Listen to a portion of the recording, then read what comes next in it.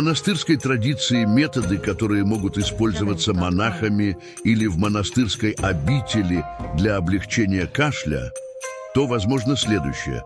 Монастыри могут выращивать и использовать травы для приготовления чаев или отваров, которые могут помочь облегчить кашель. Например, травы, такие как мелисса, чабрец, мята, могут иметь успокаивающее воздействие. Мед считается традиционным средством для облегчения кашля. Прополис, взятый с медом, также может использоваться для укрепления иммунитета. Теплые напитки, такие как травяные чаи или горячее молоко с медом, могут помочь смягчить раздраженные дыхательные пути.